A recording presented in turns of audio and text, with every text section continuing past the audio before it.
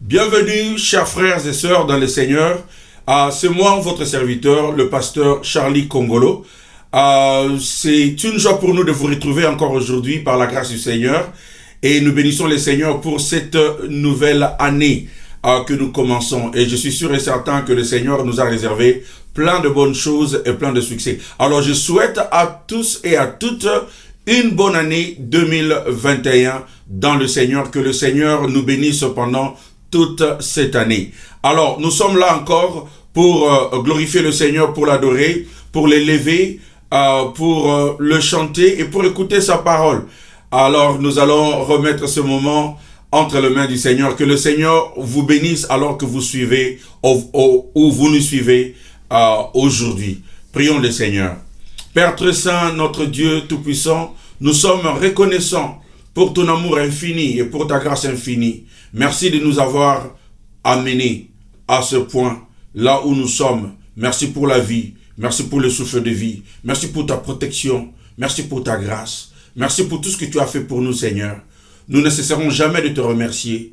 La liste sera très longue et la liste, Seigneur, sera infinie si nous devions compter, énumérer tout ce que tu as fait pour nous.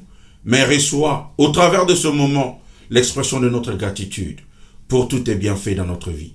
Bénis ce moment, Seigneur, et bénis tous nos frères, toutes nos sœurs qui nous suivent aujourd'hui, dans le nom puissant de Jésus. Amen. Amen. Et Amen. Laisse que le Seigneur vous fasse du bien, alors que vous adorez avec nous, alors que vous glorifiez le Seigneur avec nous, alors que vous écoutez sa parole avec nous aujourd'hui. Laisse que le Seigneur vous bénisse. Restez connectés alors que nous adorons le Seigneur.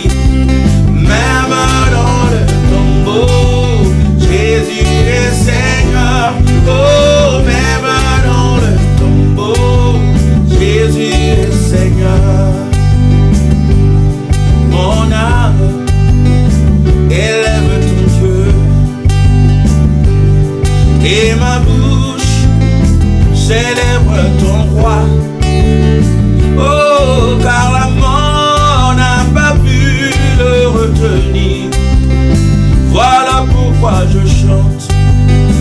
Jésus est Seigneur. Oh, voilà pourquoi je chante. Jésus est Seigneur, mon âme bénit le Seigneur. Et mon esprit magnifie son nom. Car la mort n'a pas pu le retenir. Même dans le tombeau, Jésus est Seigneur. Oh, même dans le tombeau, Jésus est Seigneur. Sur ma vie, Jésus est Seigneur. Et dans ma maison, Jésus est Seigneur. Oh yes. Car la mort n'a pas pu le retenir. Même dans le tombeau, Jésus est le Seigneur. Même dans le tombeau, Jésus est Seigneur. Mon âme bénit le Seigneur.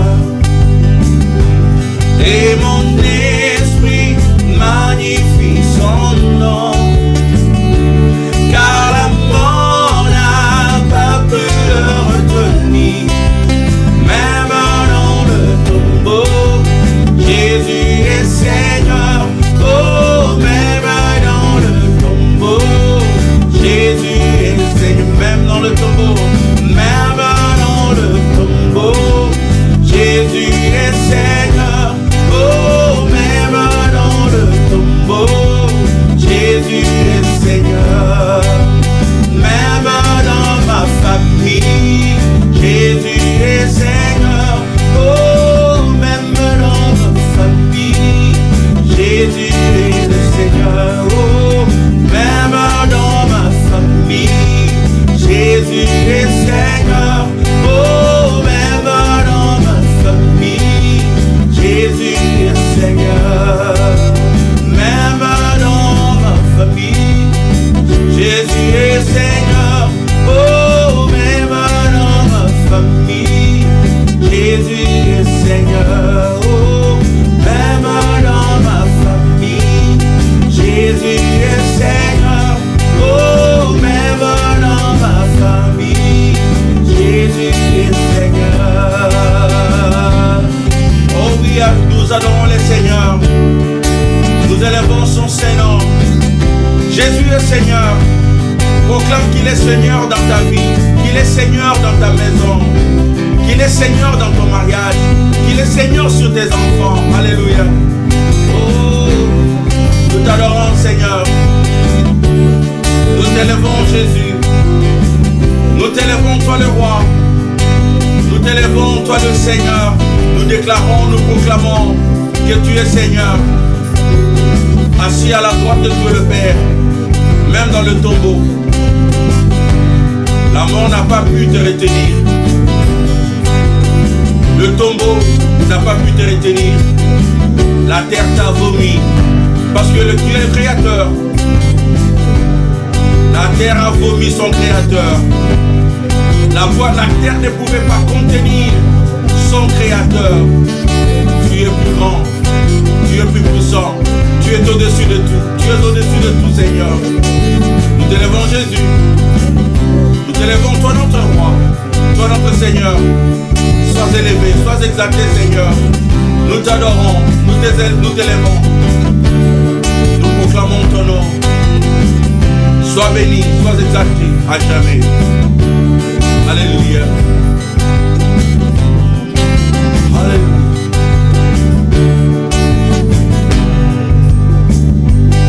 Jéhovah est, Jéhovah, Jéhovah est, Jéhovah, Jéhovah est, Jéhovah, Jéhovah est.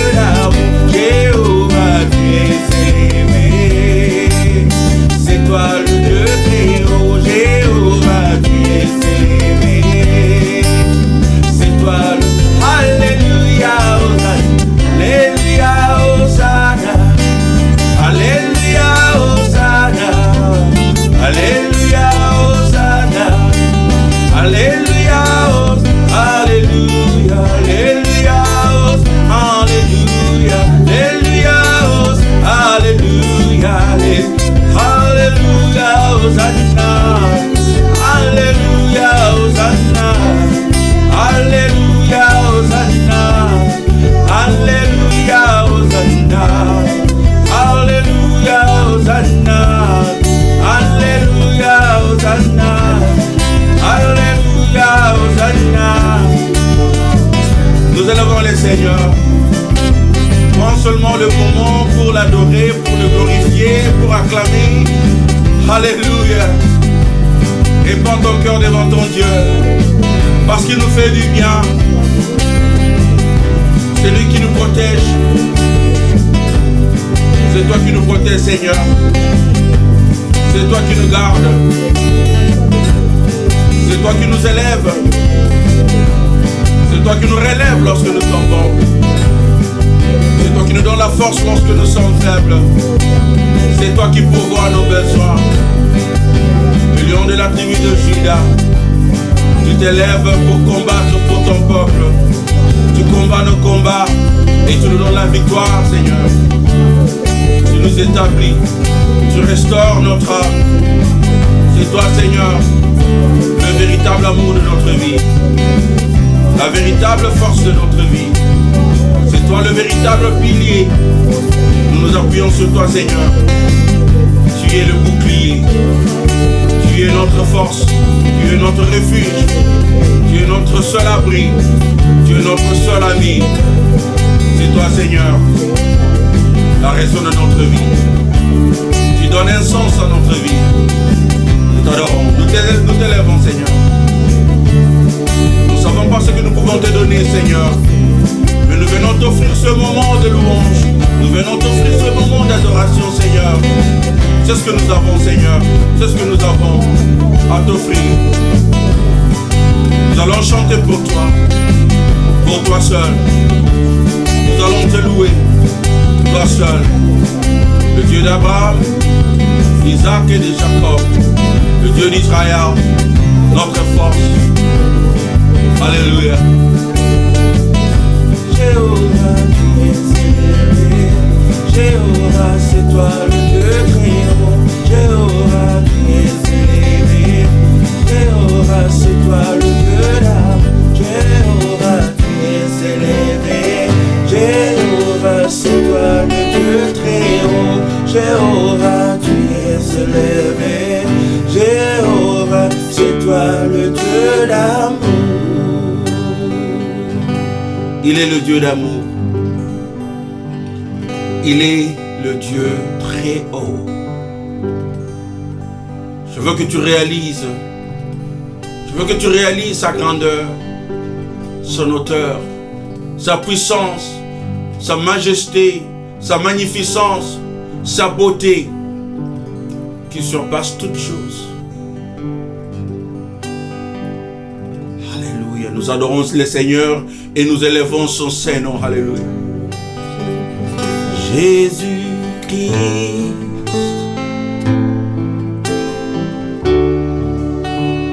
et Seigneur,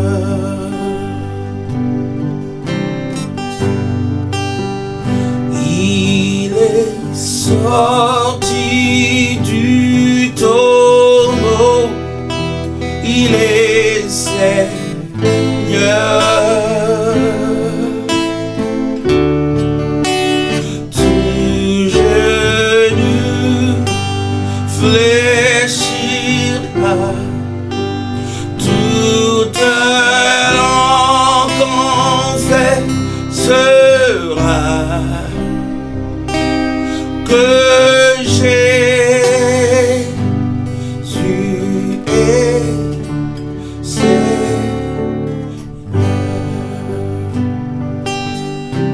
Chanter Jésus est Seigneur. Jésus-Christ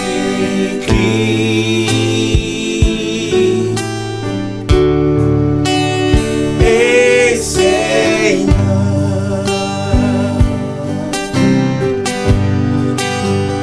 Il est sorti du tombeau. Il est Seigneur.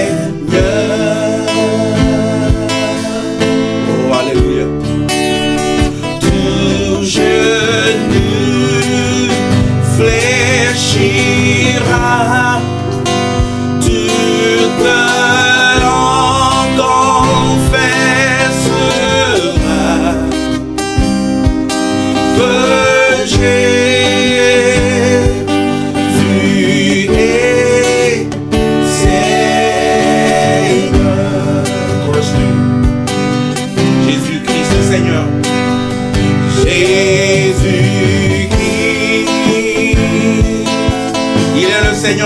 acclamons.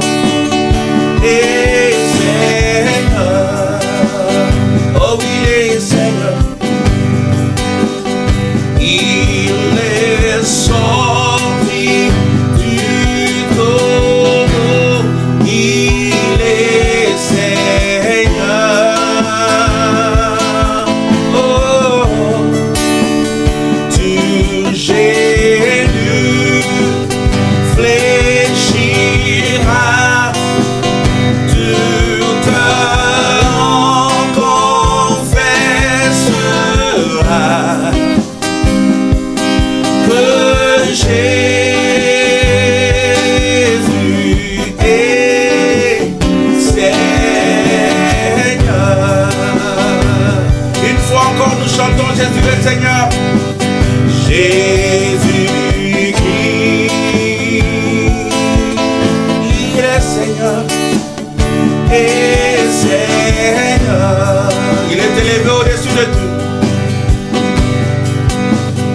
Il est sorti du tombeau, il est Seigneur.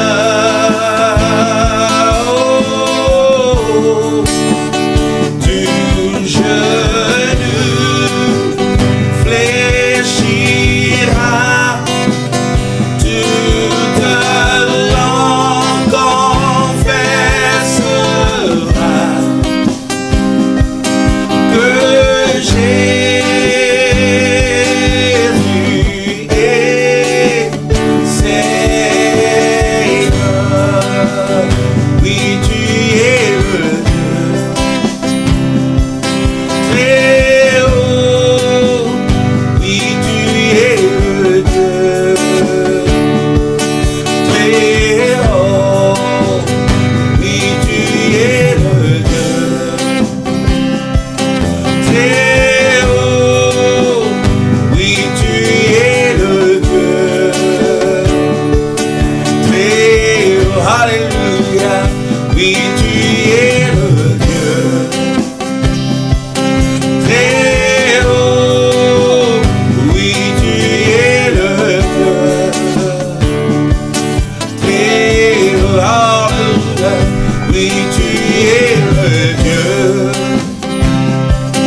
très haut. Oui, tu es le Dieu très haut. Tous ensemble, nous pouvons l'adorer. Tous ensemble, nous pouvons l'élever. N'importe où tu es, n'importe ta situation, tes circonstances, nous pouvons le louer. Alors adorons le Seigneur. Alléluia. Confessons qu'il est Dieu très haut. Alléluia. Nous t'élèvons Jésus, nous t'élèvons. Nous proclamons que tu es le Dieu très haut.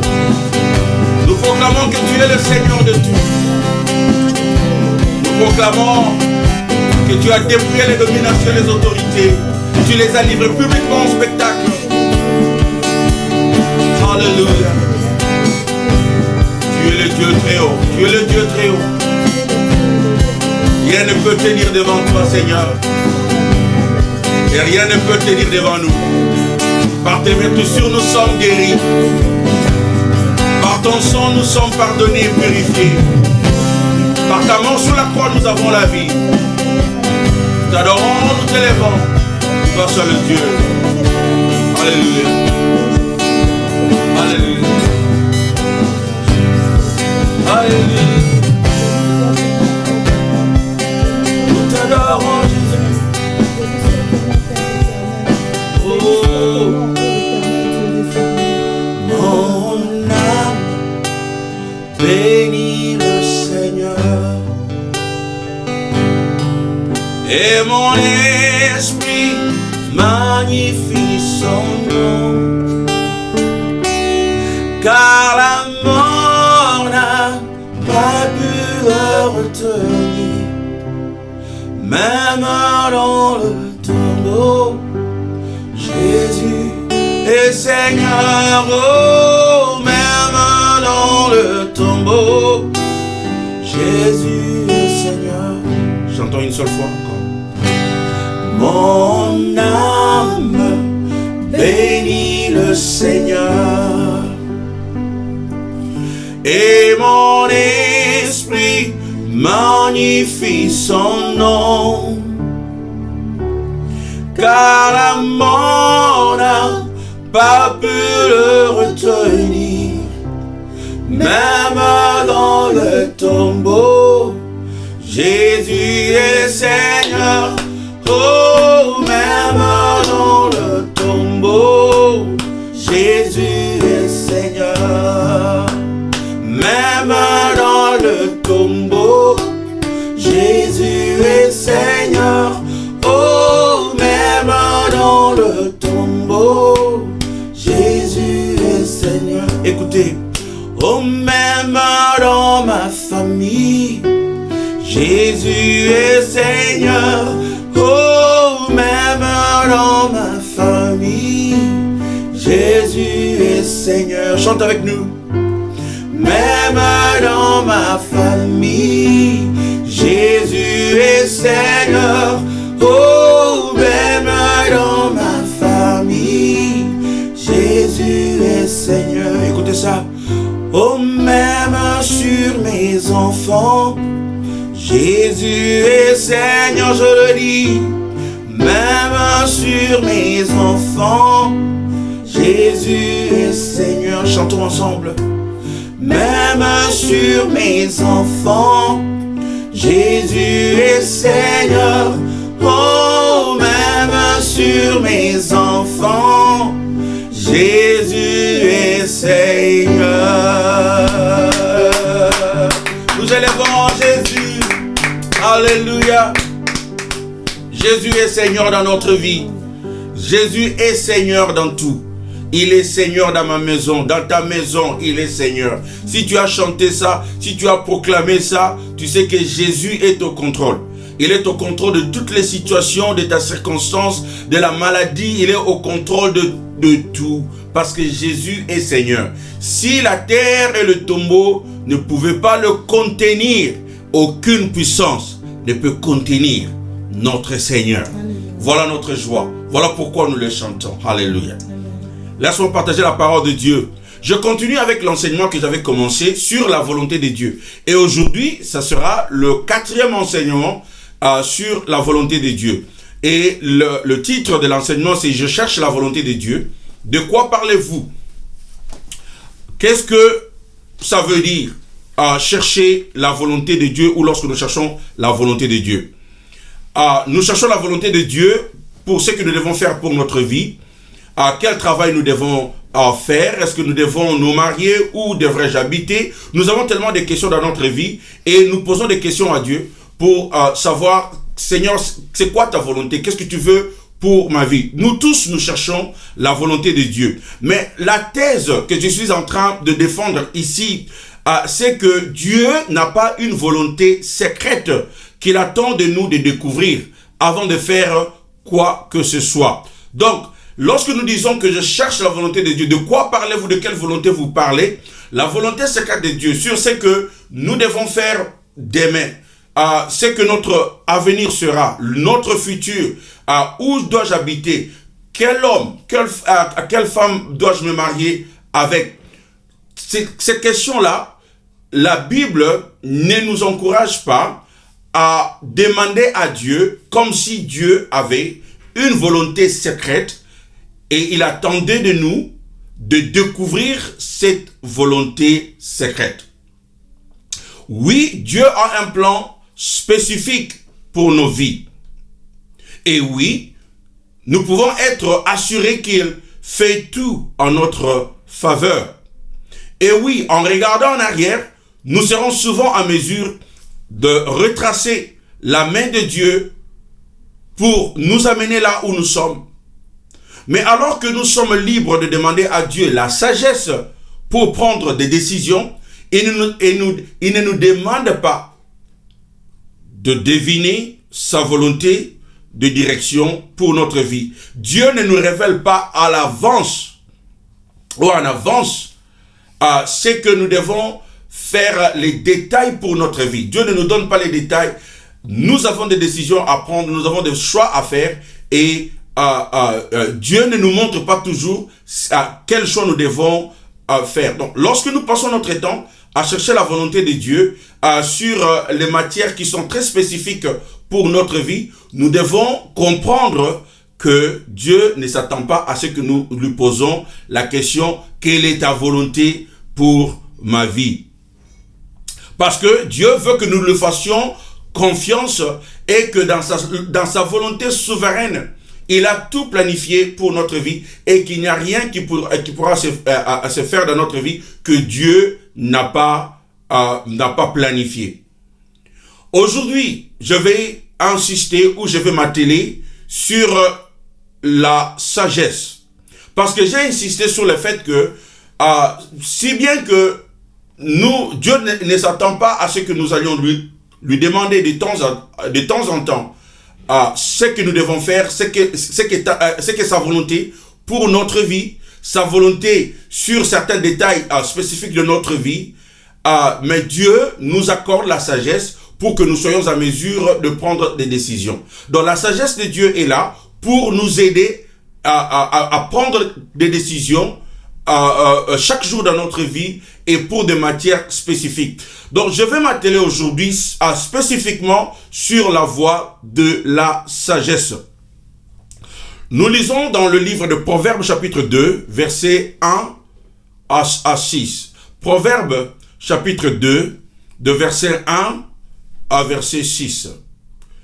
Le titre de ce passage, c'est « Pourquoi rechercher la sagesse ?» Pourquoi nous avons besoin de la sagesse? La Bible nous dit à partir du verset 2, Proverbes chapitre 2, verset 1 à 6. La Bible dit, « Mon fils, si tu acceptes mes paroles, si tu conserves mes préceptes au fond de toi-même, si tu prêtes une oreille attentive à la sagesse, en inclinant ton cœur vers l'intelligence, oui, si tu fais appel au discernement, si tu recherches l'intelligence, si tu la recherches comme de l'argent, si tu creuses pour la trouver comme pour découvrir des trésors, alors tu comprendras ce que craindre l'Éternel. Et tu apprendras à connaître Dieu. Verset 6. Car l'Éternel donne la sagesse, et ce sont ses paroles qui procurent la connaissance et l'intelligence. Le verset 5 nous donne la réponse sur ce que la sagesse. La Bible nous dit que la sagesse consiste à comprendre la crainte du Seigneur et à découvrir la connaissance de Dieu. La sagesse selon la Bible, c'est comprendre à craindre Dieu, à savoir comment craindre Dieu, comment marcher dans l'obéissance avec Dieu. Comment la sagesse nous aide à prendre des décisions?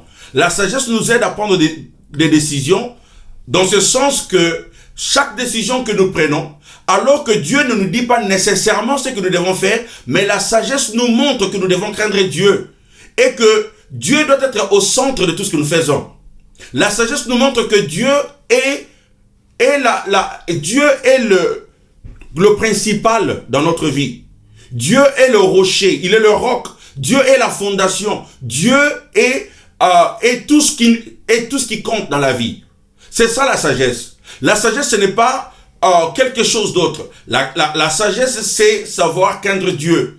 C'est de savoir que lorsque je prends des décisions, lorsque j'ai des choix à faire, je dois tenir en compte Dieu. Je dois tenir en compte Dieu. Donc je peux prendre n'importe quelle décision pour ma vie, pour autant que je crains Dieu. Et pour autant que cette décision, ce choix que je suis en train de faire, s'aligne sur la voie de la crainte de l'Éternel. Je ne peux pas prendre une décision, je ne peux pas faire un choix qui m'égare de la crainte de Dieu, ou qui ne témoigne pas de la crainte de Dieu, ou qui ne manifeste pas la crainte de Dieu. C'est cela la sagesse. Alors une autre définition de la sagesse, c'est que alors que la connaissance et le quoi. La connaissance, c'est le quoi. C'est ce que nous avons. La connaissance, c'est la matière. C'est la matière. La sagesse, par contre, c'est le comment. La connaissance, c'est le quoi? La sagesse, c'est le comment. Dieu nous donne la connaissance selon le passage que nous avons lu. Dieu nous donne la connaissance. Il nous donne aussi la sagesse. En d'autres termes, Dieu nous donne le quoi? Il nous donne la matière. Il nous donne sa parole. Nous avons sa parole. Mais il nous accorde aussi le comment. Comment nous pouvons appliquer sa parole dans notre vie quotidienne. Et c'est cela la sagesse.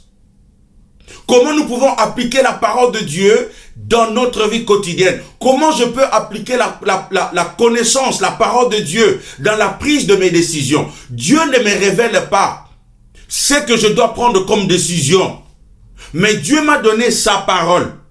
Et Dieu nous donne la sagesse. Comment appliquer cette parole-là par rapport à mes questions, par rapport à mes problèmes, par rapport à mes choix, par rapport aux décisions que je dois prendre. Voilà pourquoi lorsque vous avez le quoi, lorsque vous avez la connaissance, la Bible maintenant nous encourage à demander à Dieu la sagesse. Parce que alors que nous pouvons, lorsque nous lisons la Bible nous procure le quoi. Il y a des gens qui sont remplis de connaissances, mais ils manquent de sagesse. Ils manquent le comment utiliser la connaissance qu'ils ont eue de Dieu. Comment appliquer la connaissance, la parole que Dieu nous a donnée dans la prise de leurs décisions. La connaissance seule ne nous aide pas. Nous avons besoin de deux. Sans la connaissance, vous ne saurez pas le comment utiliser la connaissance. Ça doit marcher les deux ensemble. Dieu nous a donné la sagesse d'appliquer, de savoir comment appliquer la connaissance qu'il nous a donnée. Alors, la Bible nous encourage à nous procurer la connaissance et à nous procurer la sagesse.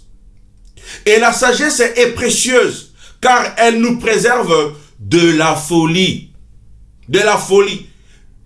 Il y a des gens même lorsqu'ils ont la parole de Dieu, lorsqu'ils n'ont pas la sagesse, ils se livrent à la folie.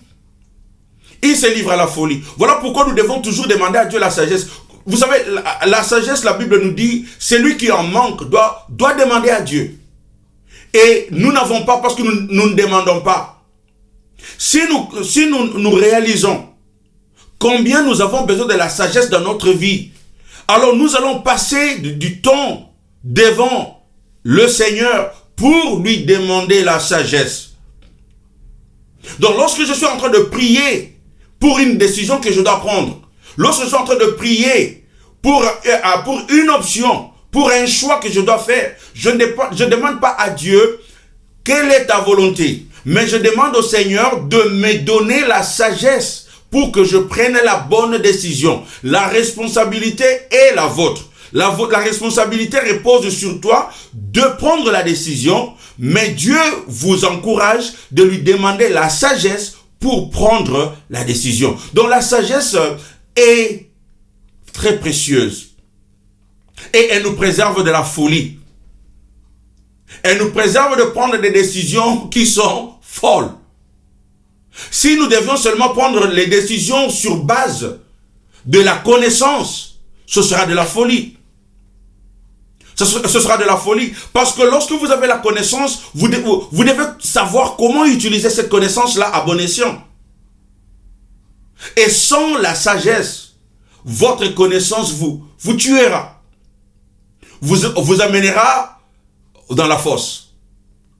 Voilà pourquoi nous avons besoin de la sagesse. Nous avons besoin de savoir comment utiliser la connaissance. Lorsque j'ai lu la parole de Dieu, lorsque je suis armé de la parole de Dieu, je dois demander à Dieu de me procurer la sagesse pour que je sache comment appliquer la parole de Dieu. Parce que si vous n'avez pas la sagesse, vous allez seulement prendre les versets bibliques et dire, voilà, le verset biblique, ça dit ceci, alors moi je vais le faire comme ça. Vous savez, lorsque le diable a tenté Jésus, il est venu avec la parole de Dieu.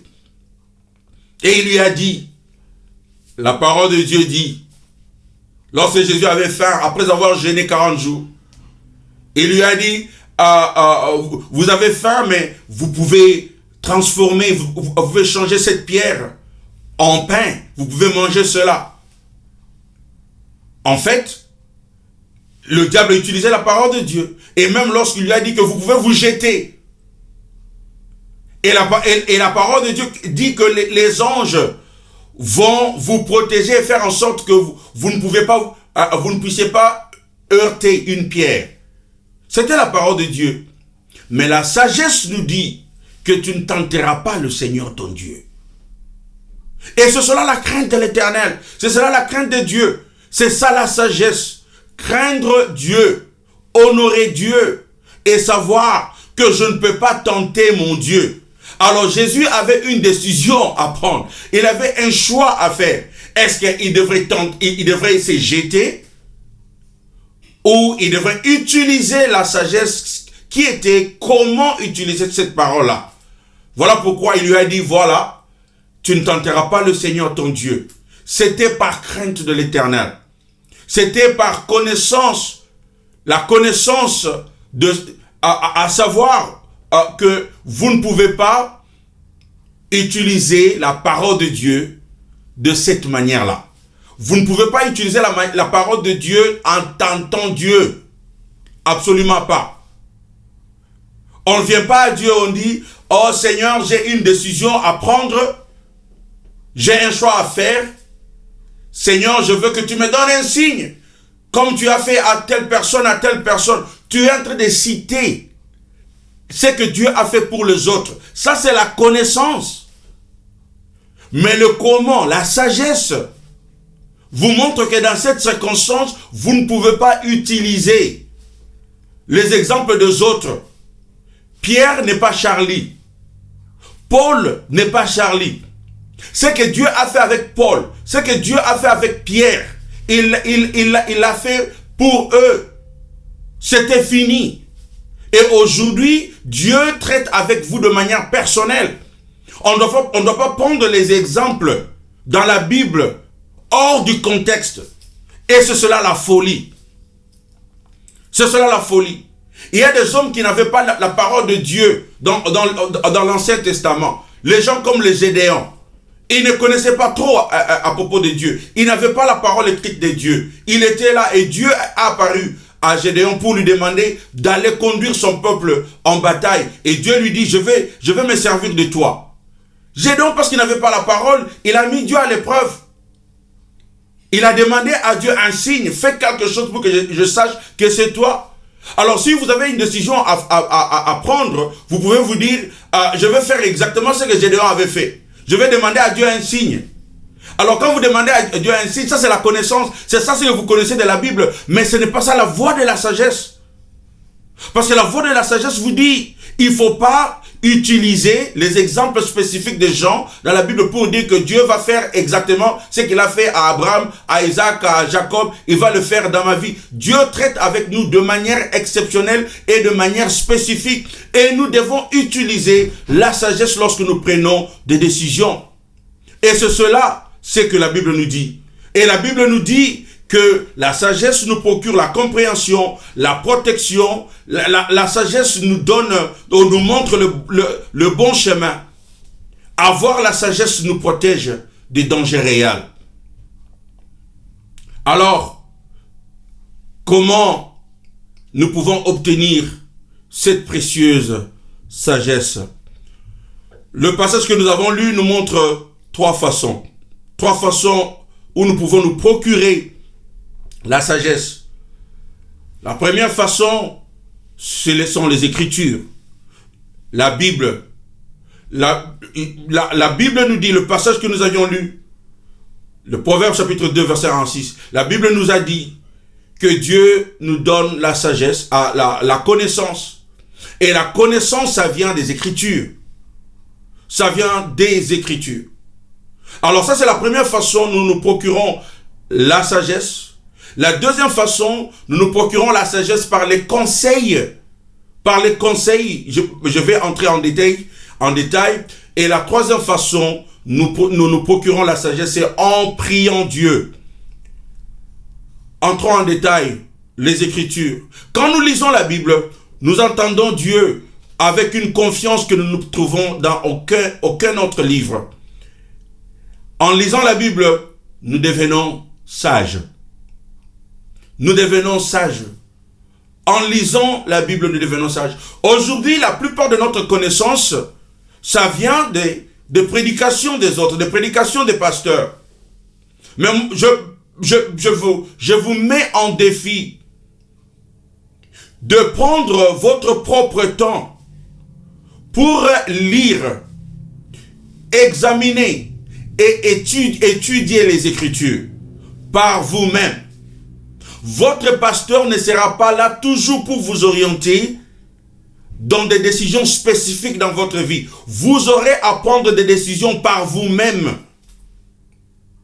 Et c'est même inutile d'aller demander à un prophète de vous révéler la volonté de Dieu. Parce que Dieu n'agit pas de cette manière-ci. Dieu n'agit pas, Dieu ne montrera pas toujours à votre prophète ou à votre pasteur ce qu'il veut pour votre vie. Vous devez découvrir la volonté de Dieu par vous-même. Mais comment vous allez découvrir cette volonté-là? Par la sagesse que Dieu vous donne en lisant votre Bible. En lisant la parole de Dieu. Examinez les Écritures. Aujourd'hui, nous avons des chrétiens qui ne lisent pas leur Bible. Voilà pourquoi il y a tellement d'abus dans l'Église ou dans les églises. Parce que nous sommes tellement devenus dépendants des pasteurs, des prédicateurs, des prophètes. Tout ce que nous connaissons, ça vient de quelqu'un d'autre.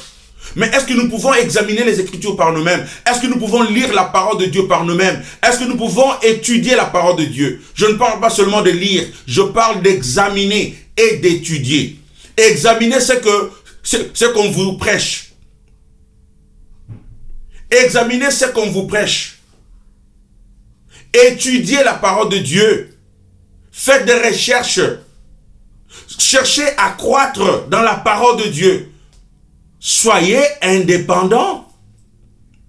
C'est bien d'écouter les prédicateurs. Nous tous, nous avons besoin d'écouter des prédicateurs parce que il y a des choses que Dieu nous adresse. Dieu nous parle au travers de gens, au travers de ses serviteurs. Dieu nous parle au travers de ses serviteurs.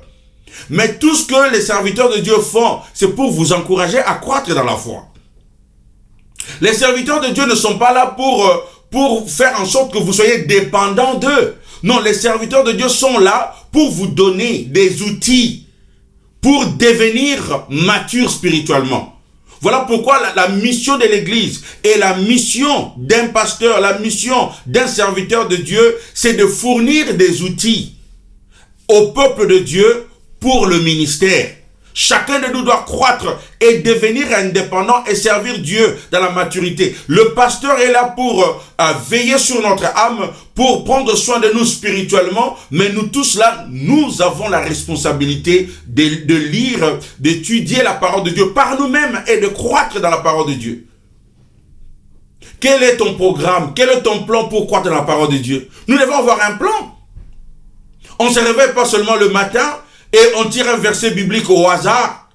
Il y a des gens qui disent, voilà, je veux que le Seigneur me parle. Alors il dit, je vais ouvrir la Bible et je fais tomber la Bible comme ça. Et n'importe quel verset qui sera ouvert, alors c'est la parole de l'Éternel. J'ai entendu les histoires comme, en fait, un homme cherchait la volonté de Dieu et il ouvre la Bible par hasard et puis il tombe sur le verset qui disait que Judas Iscariote, il est allé se pendre. Il est allé se pendre. Et il dit non, pas ça. Il ferme encore la Bible. Et il ouvre encore la Bible de manière hasardeuse. Et lorsqu'il ouvre ça, il tombe sur un passage qui dit, toi, vas-y et fais de même. Il était troublé. Est-ce que vraiment Dieu voulait qu'il se pende? Est-ce que Dieu voulait qu'il fasse exactement ce que Judas Iscariote avait fait? Absolument pas. Ça ne peut pas être la volonté de Dieu. Voilà pourquoi la sagesse nous épargne de la folie. La sagesse nous épargne de la folie. Nous devons avoir un plan un plan pour lire la parole de Dieu, pas de manière hasardeuse. Aujourd'hui, je lis un verset et demain, je lis encore un autre verset. Non, on doit avoir, il y a des outils en ligne qui nous aident à grandir dans la foi, à devenir sages, et nous devons utiliser ces outils. Il y a un programme, un calendrier annuel où nous pouvons étudier toute la Bible dans l'année. Nous pouvons utiliser des méthodes spécifiques et qui nous aident à grandir dans la foi. Chaque année, nous devons grandir dans la foi. La Bible n'est pas un recueil de cas. La Bible ne nous donne pas d'informations explicites sur la femme de notre vie, le mari de notre vie, quelle carrière nous devons prendre. La Bible ne nous dit pas ne nous parle pas de quand est-ce que nous devons construire une église, par exemple, ou quand est-ce que nous devons acheter une maison. La Bible ne nous parle pas de ça. Parce que Dieu ne s'intéresse pas à nous donner des directives spécifiques pour ces choses. Parce que Dieu se préoccupe sur un seul fait. Et ce fait, c'est que nos pensées deviennent, ou ses pensées deviennent nos pensées. Sa vision devient notre vision. Sa manière de voir devient notre façon de voir. Dieu veut que nous lui ressemblions. Il veut que nous grandissions de telle manière que nous sommes transformés dans notre intelligence. Nous ne pensons plus comme le monde. Nous ne voyons plus les choses comme le monde. Nous sommes transformés. Voilà le but de Dieu. Son but, ce n'est pas de nous montrer quand est-ce que nous devons acheter une maison, quand est-ce que nous allons commencer une église. Je demande au Seigneur quand est-ce que je vais faire ceci, que le Seigneur me montre le moment. Et il y a des moments où nous disons que ce n'est pas encore le moment parce que le Seigneur ne m'a encore rien dit. Il ne va rien dire. Parce que le Seigneur se préoccupe du fait que nous puissions lui ressembler. Si nous commençons à ressembler au Seigneur, si ses pensées deviennent nos pensées, si ses voix deviennent nos voix, alors nous pouvons prendre des décisions, nous pouvons être garantis que nous allons prendre des décisions qui vont s'aligner à la volonté du Seigneur. Nous allons prendre des décisions qui vont s'aligner à la volonté du Seigneur. Pourquoi? Parce que nous commençons à penser comme Dieu. Nous commençons à voir des choses comme lui. Voilà pourquoi la Bible nous dit dans Romains chapitre 12, versets 1 à 2. La Bible dit ceci: je vous recommande donc, frères et sœurs, à cause de cette immense bonté de Dieu, à lui offrir votre corps comme un sacrifice vivant, saint et qui plaise à Dieu. Ce sera là de votre part un culte raisonnable. Ne prenez pas comme modèle le monde actuel, mais soyez transformés par le renouvellement de votre intelligence pour pouvoir discerner la volonté de Dieu. Ce qui est bon, ce qui lui plaît, ce qui est parfait. Vous avez entendu ce que la Bible dit? Ne prenez pas comme modèle le monde actuel, mais soyons transformés par le renouvellement de notre intelligence. Nous devons être transformés par le renouvellement de notre intelligence en lisant les Écritures, en étudiant la Bible. Plus vous étudiez la Bible, plus vous examinez les Écritures, vous êtes modélés à l'image du Christ. Vous êtes modélés à l'image de Dieu. Vous commencez à voir des choses comme Dieu les aurait vues. Et vous ne marchez plus selon le modèle de ce monde. Parce que ça, c'est de la folie. Mais vous commencez à marcher selon la pensée de Dieu. Et maintenant, vous pouvez être garanti que lorsque vous prenez des décisions, ce sera exactement ce que Dieu aurait fait dans votre cas. C'est cela la volonté de Dieu. Et la Bible nous dit, c'est cela la volonté parfaite de Dieu. Quelle est la volonté parfaite de Dieu? La volonté parfaite de Dieu, ce n'est pas quand est-ce que je dois commencer le ministère, quand est-ce que je dois bâtir l'église, quand est-ce que je dois me marier, quand est-ce que je dois acheter une maison, quelle carrière je dois adopter, quelle profession je dois prendre, quelles études je dois faire. La volonté de Dieu dans ces matières, c'est inconnu. Je peux prendre n'importe quelle décision. La chose la plus importante, c'est que mes pensées sont renouvelées. Mon intelligence est renouvelée par la parole de Dieu. Alors je peux prendre des décisions qui glorifieront Dieu, Ça, c'est très important. Et la deuxième façon, nous nous procurons la sagesse. Ce sont les conseils.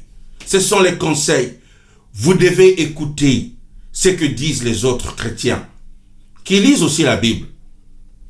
Si nous voulons prendre des décisions sages, nous devons demander conseil aux autres.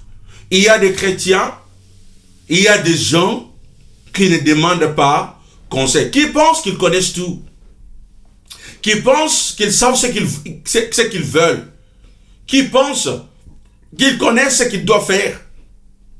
Même lorsque nous connaissons ce que nous devons faire, nous devons toujours chercher conseil auprès d'autres chrétiens matures. Vous avez probablement des gens qui autour de vous qui sont si chrétiens. Voilà pourquoi Dieu a sauvé plusieurs. Il n'y a pas que toi. Nous sommes plusieurs. Il y a d'autres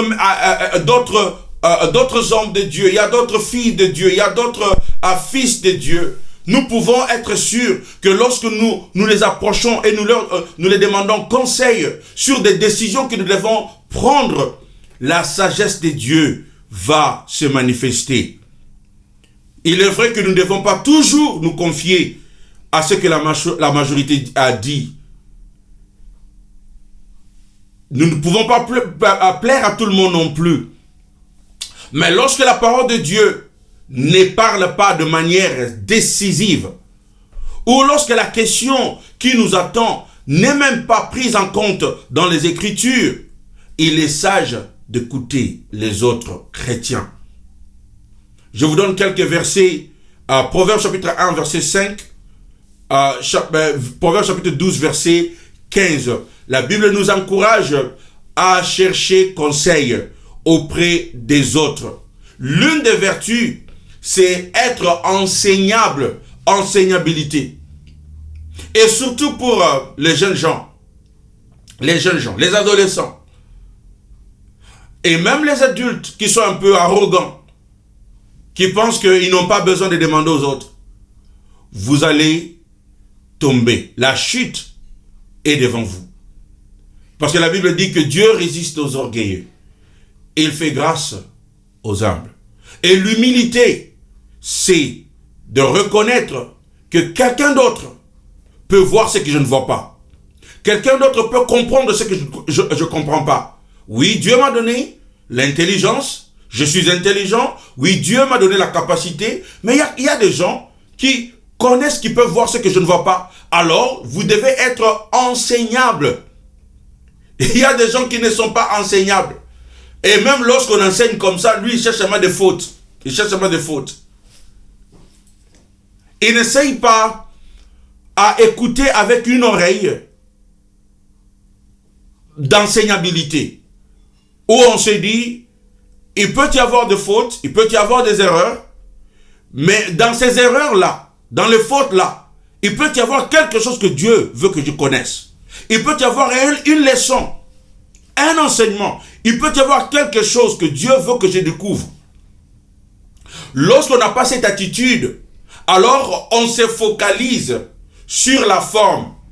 On ne veut pas dire ça comme ça. On ne veut pas dire ça comme ça. On ne veut pas faire ça comme ça. On se focalise sur la forme. On ne se focalise pas sur le fond. L'enseignabilité, on se focalise sur le fond. Sur ce qui est dit. Y a-t-il quelque chose dans ce qui est dit qui peut me bénéficier, qui peut m'enseigner?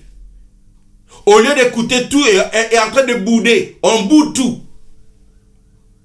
Je suis un adulte, on ne peut pas m'enseigner, on ne peut pas me dire ce que je dois faire.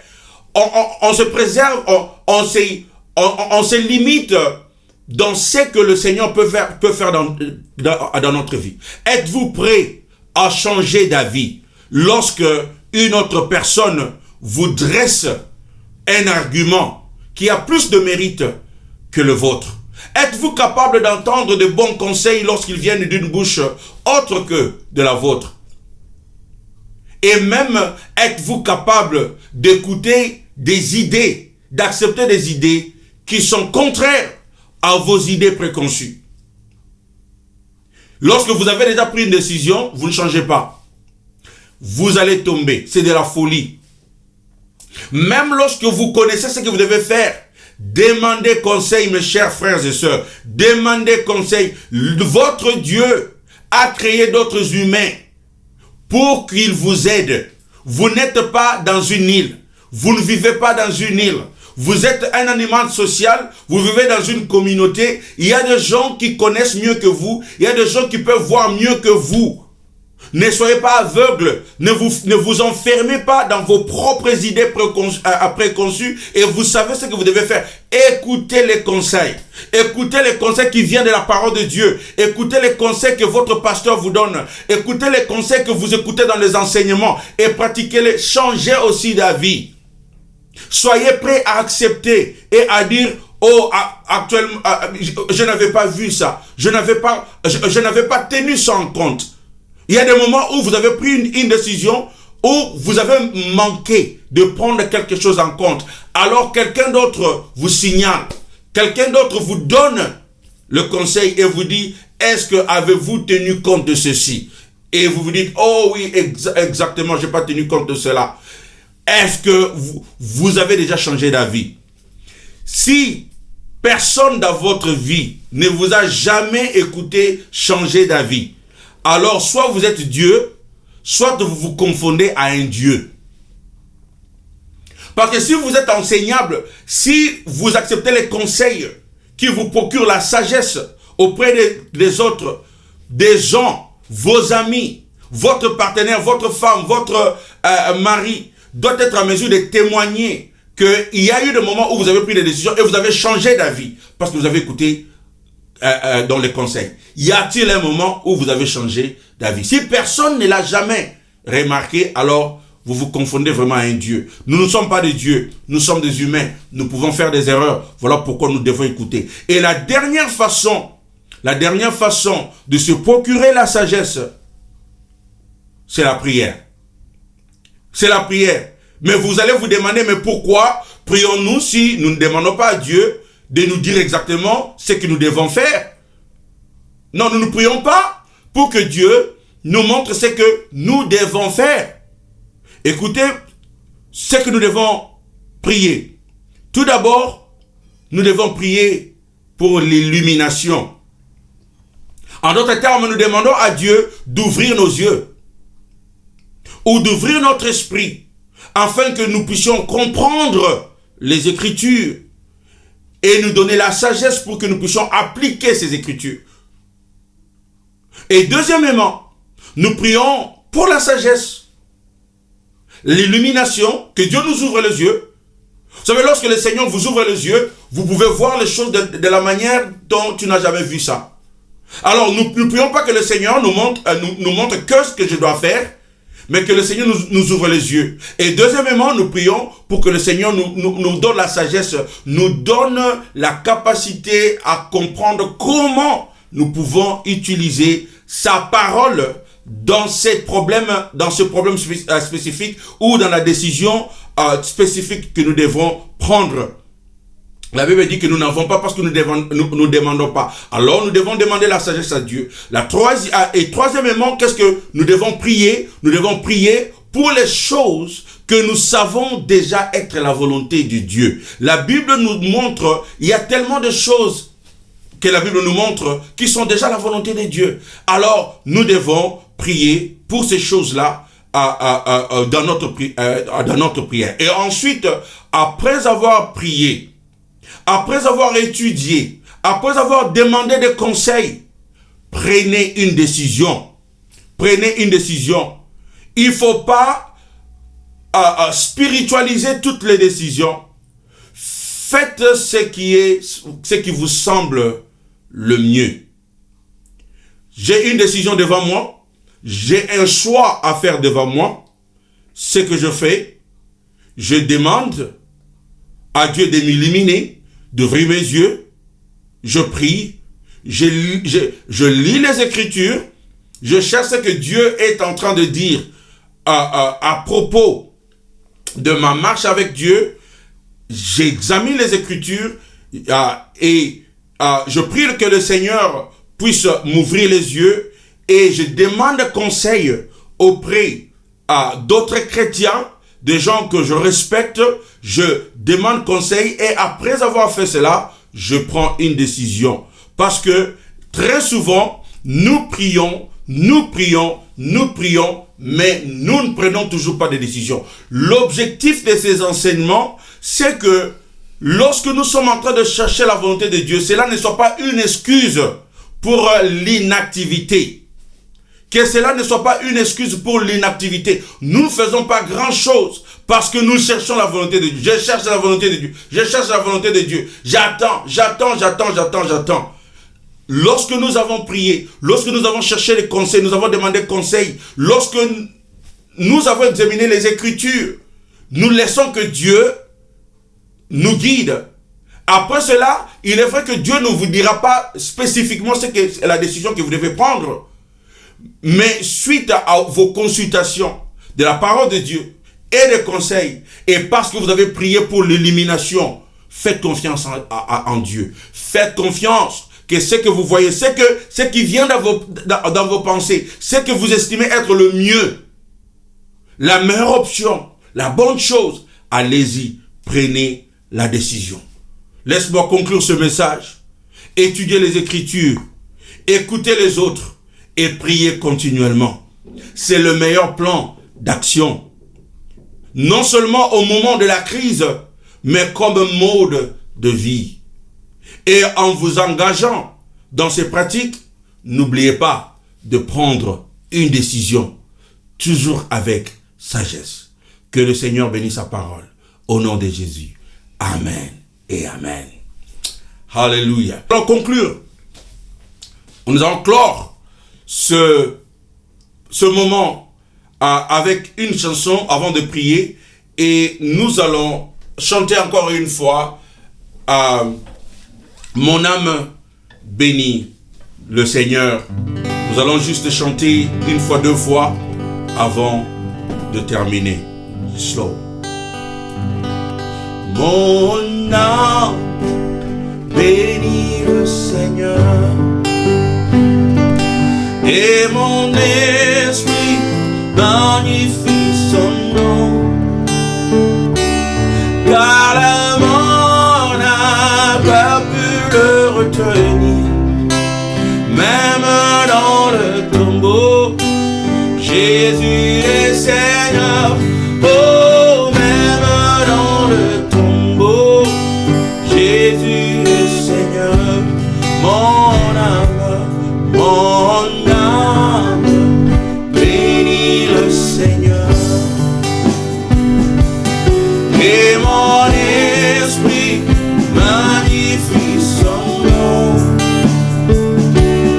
car la mort n'a pas pu le retenir. Même dans le tombeau, Jésus est Seigneur. Oh, même dans le tombeau, Jésus est Seigneur. Mon âme bénit le Seigneur, et mon esprit magnifie son nom, car la mort n'a pas pu le retenir. Même dans le tombeau, Jésus est Seigneur. Oh, même dans le tombeau, Jésus est Seigneur. Même dans le tombeau, même dans le tombeau, Jésus est Seigneur. Oh, même dans le tombeau, Jésus, même dans le tombeau, même dans le tombeau, Jésus est Seigneur. Oh, même dans le tombeau, Jésus est Seigneur. Seigneur, nous bénissons ta parole et nous te bénissons, nous te disons merci de nous avoir procuré cette parole aujourd'hui. Donne-nous de grandir dans la sagesse, Seigneur, et impacte nos vies avec ta sagesse. Je prie pour tous ceux qui nous ont suivis aujourd'hui. Seigneur, que tu vas nous aider, nous enseigner la voie de la sagesse. Ce qui nous aidera à marcher à prendre des décisions qui vont s'aligner à ta parole. Bénis tout un chacun, ceux qui nous ont suivis aujourd'hui. Au nom de Jésus. Amen et Amen. Que Dieu vous bénisse. Nous allons vous retrouver la semaine prochaine. En attendant, que le Seigneur vous garde. Au-delà de toi, il n'y a point d'autre Dieu. C'est toi seul.